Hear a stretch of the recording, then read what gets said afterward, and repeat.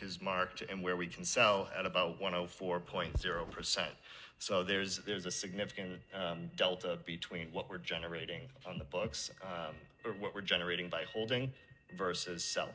And at the end of the day, we're going to continue to optimize and maximize returns while ensuring that we're maintaining robust capital ratios.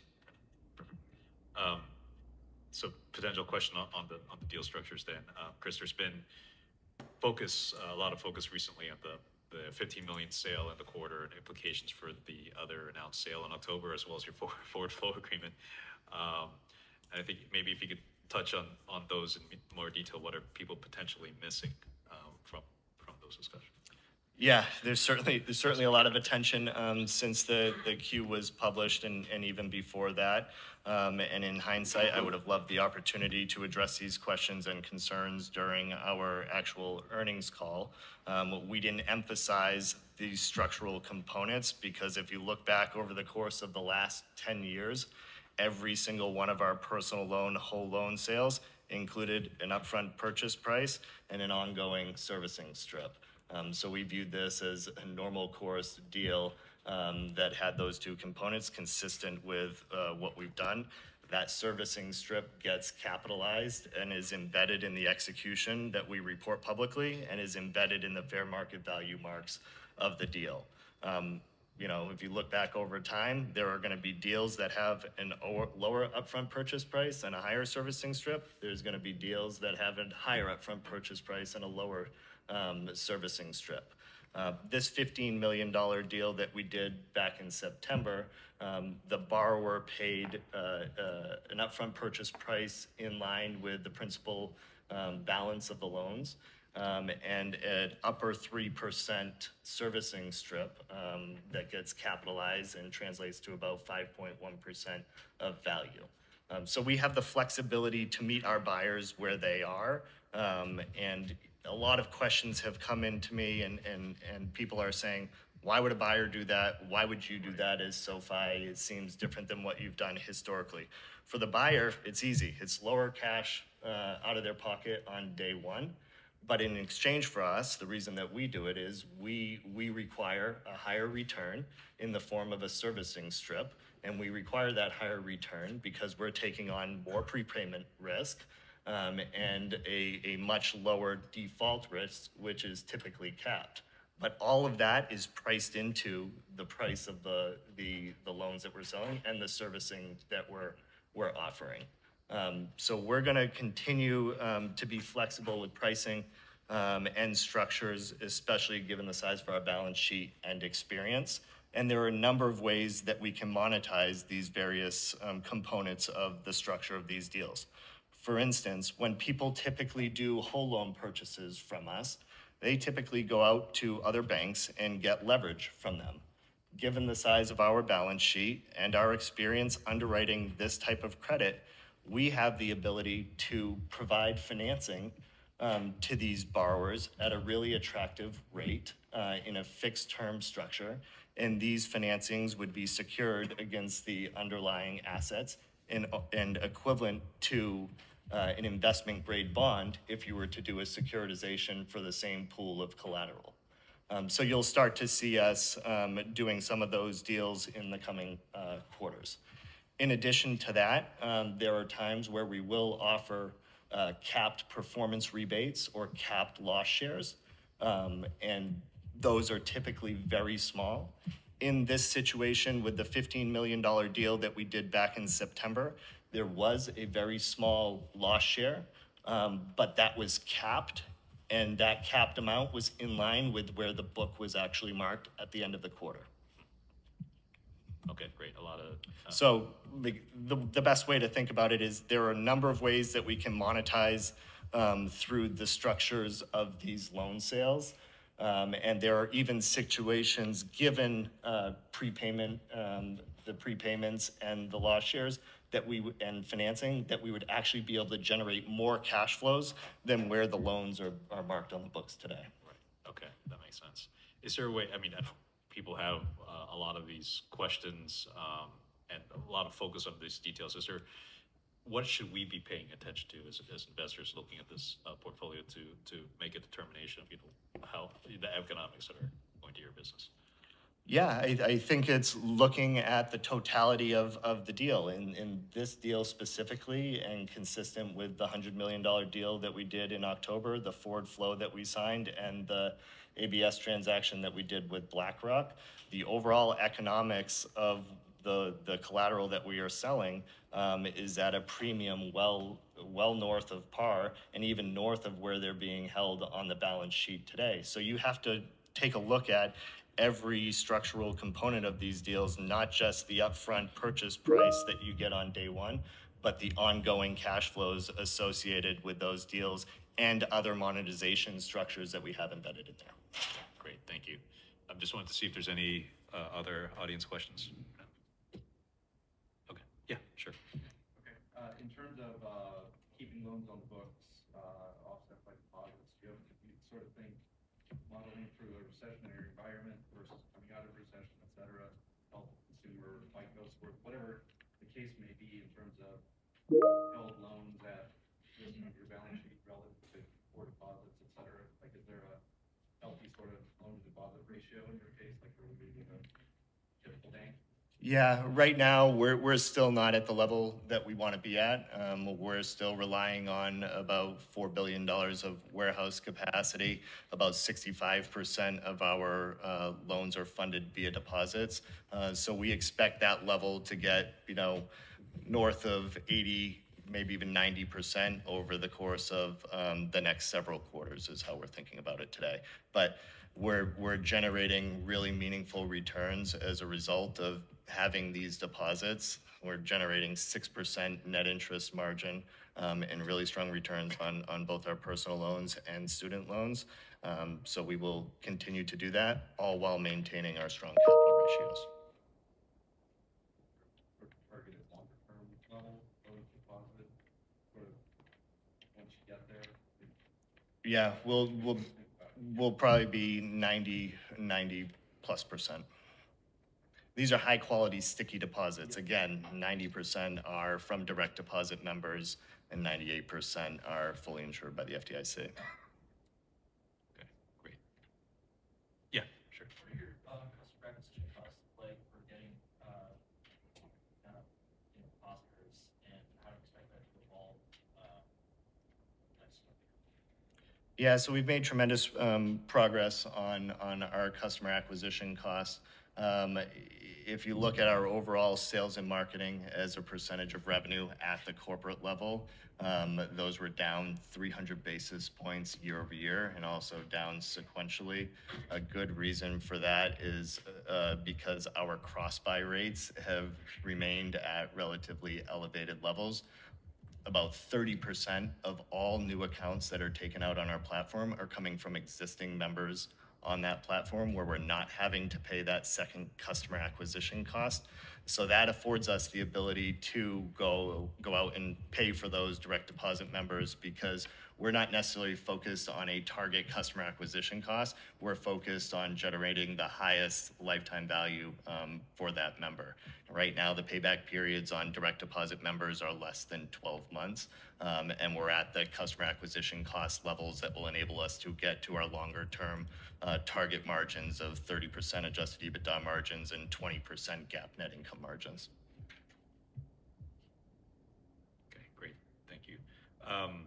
Maybe going back to the loan sales and some of the other questions I've been getting. So there's always been this debate about, so you've been able to execute these loan sales, you're getting above par gains, when it seems like other fintechs have struggled, just to make that comparison to when they're trying to sell their originations. How are you able to get it done versus some of these other fintechs that you're being comped against? Yeah, I think part of it is we have a consistent track record of delivering assets that are high quality credit and durable. We've talked a lot about the loss rates on our personal loans that we underwrite. They're even better on student loans at only 38 basis points per year. So it's a consistent and constant track record of delivering predictable losses for these assets. Second is we have the flexibility to create structures in these transactions that meet the buyers where they need to be from a returns perspective and are also beneficial to us. The third reason is we're able to do this at scale. A lot of buyers are looking to do or put, put money to work at scale, and instead of going to a large number of loan sellers, they would prefer to do it with a few select partners. And then finally, we're a long-term stable partner for folks. There is a ton of bespoke transactions and assets out on the market today. It's super costly and timely to do a single transaction. So people would prefer to have an ongoing stream of asset generation that they can rely on in some of these forward flow and larger transactions. Okay, great. You mentioned your partnership with BlackRock on those ABS sales. If you could talk about that in more detail in the economic structure. Yeah, no, we're really pleased with the partnership. It's a phenomenal partner, and we appreciate BlackRock. We ended up closing the $375 million deal this past Friday. This was a traditional ABS structure where we sold both the bonds and resids and retained the normal 5% strip in a vertical way. The execution level, as I mentioned, was 105.0. It did consist of an upfront payment and a ongoing servicing strip. There was a premium to par in the upfront purchase price and a slightly smaller servicing strip in the 3% range. But net, the overall economics and value to us was similar to what we achieved with the $15 million deal. Okay, great. That's a great update. And then, are you able to talk about the $2 billion forward flow agreement in more detail? Like maybe some of the characteristics. Is there any requirement to sell into it over time? The marks, are those set? And then any other economic parts to it, like the risk sharing and so forth? Yep. So you'll see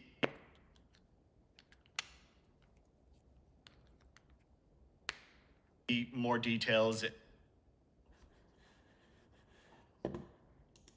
as we execute on the transactions in the coming quarters, but it's a commitment for the buyer to buy and for us, the seller, to sell $2 billion on in smaller increments on a regular time frame over the course of the next 12 months. The structure is going to be very consistent with the $15 million deal that we executed in September, with a upfront purchase price that is at or slightly above the principal value of the loans at the time. And then there's going to be a larger servicing component, which is fixed and contractual over time, and that will get capitalized and embedded in the execution level. We will, as I alluded to earlier, have the ability to provide financing for these transactions. This would be secured financing that would be treated basically as investment grade bonds if we were to do a similar ABS transaction, and we're generating a really good yield from a NIM perspective that we otherwise would not receive. Okay, great, thank you. So not only do you have the forward flow agreement, you have the ability to provide financing, and then you're perhaps going to be able to use your BlackRock, your structure that you've just.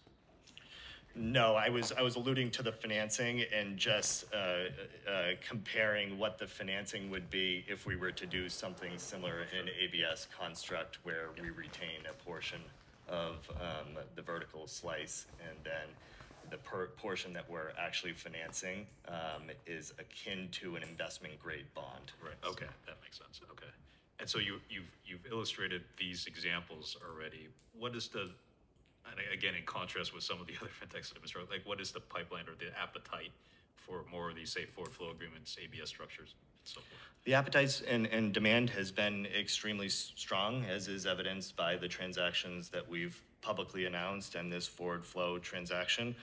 We have the capability to be extremely flexible with structure, and buyers really appreciate that. So we're really excited about the demand that we're seeing today. We will continue to maximize the returns of all the assets that we have. Okay, perfect. Thank you. Want to see if there's any more audience questions? Yep. You said on the last call, you talked about precedent and loans. That, anyway, I know like FICO's doing the best we have, but it's more like backward looking. Like, how do you guys adjust your underwriting? Do you see like something that might signal stress? Just let me know like how that affects your rates or what you guys do. Yeah, we're constantly monitoring and cutting out credit. We have made tweaks around the edges and tightened credit consistently over the last several quarters. Like I said, the approval rate for loans coming in through our funnel is only 25%. So we're still turning away a significant amount of really high quality credit. At the end of the day, we track stuff on a day-to-day, week-to-week, month-to-month basis. And if there are certain cohorts that breach or start to head towards a life of loan loss profile or a curve that exceeds our risk tolerance, we would cut back on that channel immediately. We have the flexibility and the nimbleness and the tracking capabilities to be able to do that, and that's what's enabled us to maintain the pristine credit that we do have on our books today. I guess just a follow-up. The profile of borrowers, like many people consider borderline app. Like what is catalyzing these people? Do you have any insight into it to borrow at 13% rates? Yeah, the majority of the folks who are taking out unsecured personal loans with us are people who are refinancing or consolidating their credit card debt, where they have variable interest rates and have the opportunity to refi into a fixed rate structure and lower their monthly payments. Okay, great. Oh yeah. Yeah, that's sort of 25% approval rate on request. You mentioned a couple times. How has that trended over the last 4 to 6 quarters? And is that sort of like a leading indicator sign for where you're seeing progression in the book? It's been fairly consistent over the course of the last, year plus at this point. But we're constantly monitoring. It's not necessarily just approval rates that we're tracking. It's day 10 delinquencies, day 30 to 60. We're tracking and monitoring every single cohort curve by channel on a week-to-week, month-to-month basis, and that's what's informing our decisions to pull back as necessary. Okay, great. Wanted to go back to the fair value marks, and a lot of investors have focused on this and maybe worried that there's some sensitivity to the fair value mark. So maybe if you could talk about the conservatism in your revenue recognition and your fair value marks. I mean, for instance, like how bad would things have to get in order to have to mark down your portfolio? Yeah, so what I would say on the fair value marks, we work with an outside party to derive the actual fair value marks, and these are meant to represent what a buyer is willing and able to pay at any given point in time, and that's why we mark to market every single period, and it adjusts for all of the characteristics that I mentioned earlier. Embedded in these specific marks in terms of our CDRs versus what we're actually realizing, in our personal loans business, the book is marked assuming a 4.6% CDR. What we're seeing is 3.4% on the entire portfolio. So 120 basis points of spread on an annualized basis, or 180 basis points of delta over the life of the loan. In the student loan portfolio, what's actually embedded in the marks is 50 basis points of annualized losses. What we're actually realizing is 38 basis points, and that 38 to 40 basis points has been consistent over the course of the last 5 to 6 years. So there's about 20 to 25 percentage delta between what we're actually realizing and what's embedded in the marks today. Okay, great. I think on the earnings call, there was some discussion about being more conservative about loan growth and maybe the tighter underwriting. I guess if you could talk about what's driving that, and then relatedly, another discussion that having with investors is this concern about the ongoing premium amortization. So this view that how much pressure do you have to continue to originate loans? Yeah, what I would say on the first component, I'll hit the amortization second. On the first component, we have a ton to be proud of. We've built a comprehensive set of products and services that are durable. We're a secular grower. We're going to reach GAAP profitability in Q4. We just turned the corner on financial services of reaching contribution profits in period, and we expect that to continue over the course of the next several years.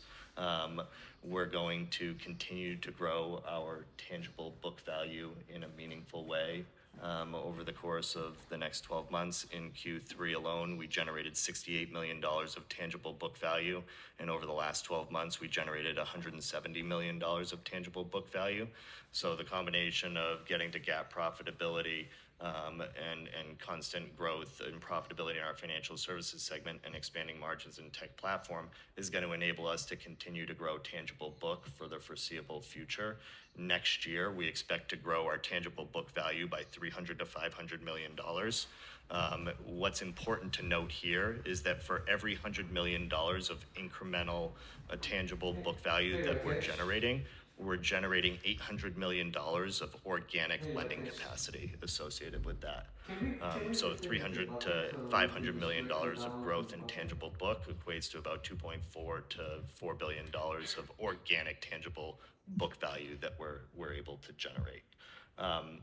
So back to your question on the growth outlook for student loans and personal loans, what I would say there is there's a lot of macro uncertainty out there right now. We're really optimistic about everything we've been able to achieve, but we also have to be mindful of what's happening around us. There are going to be market participants and peers that are not able to grow deposits in the same fashion that we are. There are going to be market participants and peers that are not able to manage interest rate volatility in the same way that we are because they don't hedge out that exposure. So while we may be in an environment that's uncertain and we may be in an environment where interest rates stay higher and more volatile for a longer period of time, we do think that demand for our products and our ability to capture that demand will remain extremely robust, but we need to be mindful of the turmoil that's happening around us. And in that type of environment, we're going to take a more cautious and conservative approach to our lending. In that environment, our personal loans could be flat to slightly up. Our student loan business could grow just modestly, but we're going to be mindful of everything that's happening around us. And on the amortization point that you made, what I would say there is a number of folks aren't calculating the amortization or the pull to par accurately in their models. But what I would say there is as long as our loss rates remain below where the book is marked, that in it, the net interest income, as long as we're originating at a level that keeps pace with the amortization down of the book, we're going to be able to grow our top line revenue. Take, for instance, what we guided to in Q4. What's implied in our Q4 guide is 27 to 32% top line growth, and that's assuming that the personal loans business is going to be down sequentially from an originations perspective, as I pointed out on the call. Okay. That's very helpful, thank you. And then the last one in terms of some of the bear case questions or concerns that I get is this concern that at what point do you need to sell loans or raise equity to continue to run the business? Is that driving some of the recent loan sales activity? Yeah, so what I would say there is we have a plan that will enable us to grow at the pace that we want to grow without needing to raise capital and maintaining really healthy capital ratios. There are a number of tailwinds that we're seeing right now that I've alluded to, but I'll summarize them again. First and foremost, we have been for the last several quarters and will continue to grow tangible book value. In 2024, we're going to grow tangible book value by $300 to $500 million. That equates to $2.4 to $4 billion of organic lending capacity. The second thing is that the amortization down or the payments on our lending book right now is at $2 billion per quarter, which translates to about $8 billion per year. So you have $8 billion of payments that are coming off the balance sheet, plus $2.4 billion to $4 billion of growth in organic lending capacity. And then we have really strong buyer demand. We have a $2 billion forward flow agreement for next year, and that's just starting to scratch the surface of the demand that's out there. So we feel really good about our overall positioning and ability to maintain really healthy capital ratios given those tailwinds that I just mentioned. Okay, great. Got a couple of minutes left. Just want to see if there's any more audience questions. Okay, great. So we've talked a lot about fair value marks, loan sales. It all has to do with the lending side of the business. But on the earnings call, you were talking about that it's the other two parts of the business that's really going to be driving the growth going forward. If you could touch on that, what's driving that acceleration on the other side? Yeah, so like we mentioned on the earnings call, a significant portion of the growth in Q4 and 2024 is going to come from our tech platform and financial services segments. In Q3, 67% of the absolute dollar growth year over year came from tech platform and financial services, and we expect that trend to persist going forward.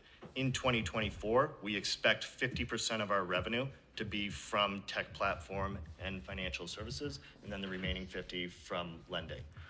That's a function of a few things. First, financial services, we just reached profitability of $3 million. That's up from a $4 million loss last quarter, a $24 million loss in Q1, and a $44 million loss in Q4 of last year. What that's enabling us to do is to continue to invest at a significant pace to grow that segment without having to absorb the losses that we have over the course of the last year. And what's even more important is that we've been able to generate that profit in that segment all while having about more than $100 million of annualized losses in our investing credit card business. So you can imagine as those businesses start to turn the corner in terms of profitability and we continue to see the demand on the checking and savings side, there's a ton of room for growth and margin expansion on financial services.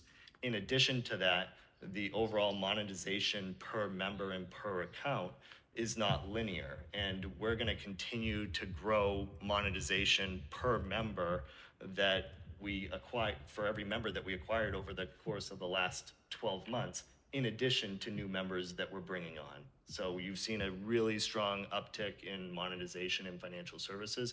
It was at $50 this past quarter, which was up meaningfully sequentially and year over year.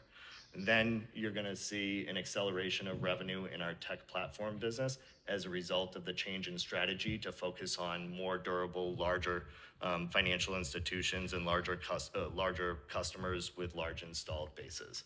We've never been more excited about the demand that we see in the tech platform business. We're in conversations with a number of the top financial institutions right now in RFPs and couldn't be more excited about the revenue opportunity there. Okay, perfect. And last one from me. So we're a long way from maturity, but maybe looking at that point, if you could discuss the economics of how we should be looking at this business. Yep. Yeah, so we've made a ton of progress over the course of the last several years. Our overall outlook and the economic profile of our business has not changed since we went public. The way to think about it is from a top-line perspective in the medium to longer term, we expect each and every one of our segments, or each of our three segments, to contribute equally to the revenue profile. Unlike the last several years where lending was the main driver of growth, you're going to see that shift to tech platform and financial services in the coming years. From a contribution or margin perspective, our lending business has been operating, at the 60% plus range for the last several quarters. We expect to maintain really healthy margins there in the 50% range going forward.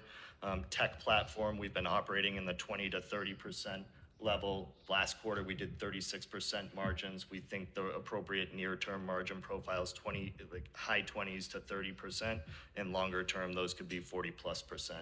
And then in financial services, the margins will be mid-20s to mid-30s in the longer term. Like I said, we're going to reach GAAP profitability in Q4. We're going to continue to grow tangible book value, and our longer-term ROE target is 30%. Okay, great. We are out of time, but if there's any last audience questions we can sneak in, going once, going twice. All right. Well, thank you very much for, Great. thanks, Stuart. Thanks. Thank you.